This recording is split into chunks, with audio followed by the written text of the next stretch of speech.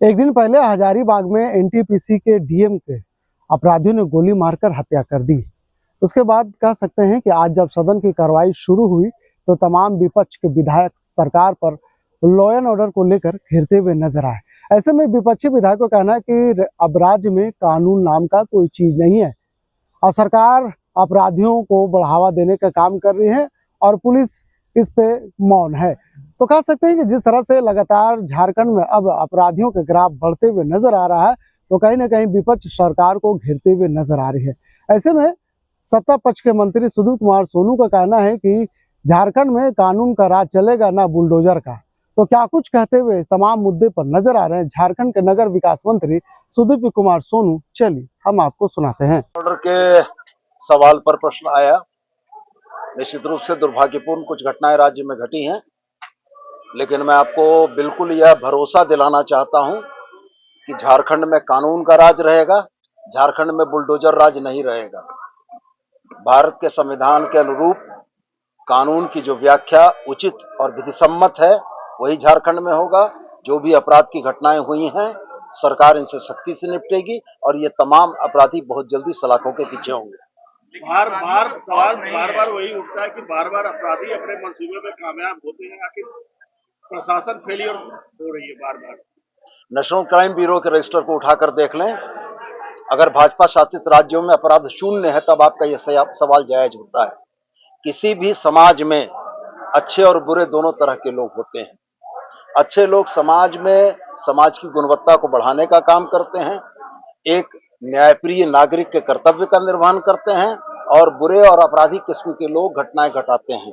लेकिन कानून का शासन यही करता है कि वैसे तत्व जिन लोगों ने कानून को तोड़ा है उनको कानून के समक्ष दंडित करने के लिए उपस्थापित करता है।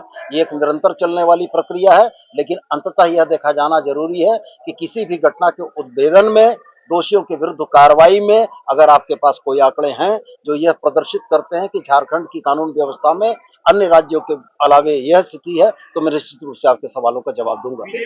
आप बार बार भाजपा को वोट करते हैं, लेकिन सवाल ये उठता है कि सरकार आपकी यहाँ जनता ने सपोर्ट आपको दूसरी बार किया है और किसी और राज्य क्राइम के आंकड़ों का जस्टिफाई कैसे करेंगे?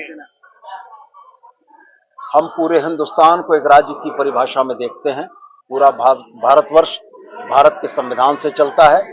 अगर हमारे राज्य की परिस्थितियां ऐसी हैं तो क्या अन्य राज्यों की परिस्थितियां अलग हैं? इन आधार पर मैंने यह कहा कि शून्य अपराध की बात अगर आप करते हैं तो आप एक राज्य का आंकड़ा लेकर आए जिसमें शून्य अपराध हों, तब मैं आपकी बातों पर आऊंगा। मैं आपसे पुनः दोहराकर यह कहता हूं कि दोषियों के विरुद्ध आरोप पत्र समर्पित करना, दोषियों के विरुद्ध उद्भेदन करना, इन आंकड़ों में झारखंड पुलिस का रिकॉर्ड पूरे देश में बेहतर है और बेहतरीन है। मैं आपको पुनः यह भरोसा दिलाता हूं आपके माध्यम से जनता को, जिन लोगों ने यह अपराध कर्म किया है सरकार उनके ऊपर कठोर कार्रवाई करेगी। बाबूलाल मरांडी बोल रहे हैं कि सजा नहीं होती है, दोषियों पर उनको सजा नहीं मिल पाता है, तो सजा का जो रेशियो है वो ना के बराबर है, कम। यही वजह है कि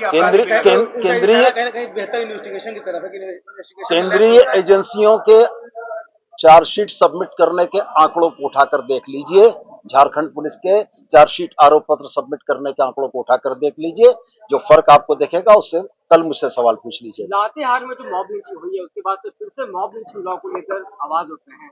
क्या लगता है सरकार गंभीर है इस मामले में मॉब लिंचिंग को लेकर?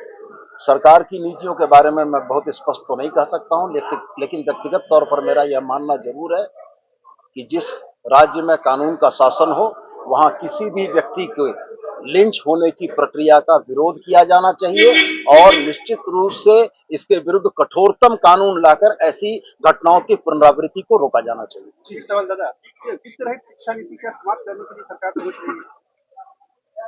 नीतिगत विषय है।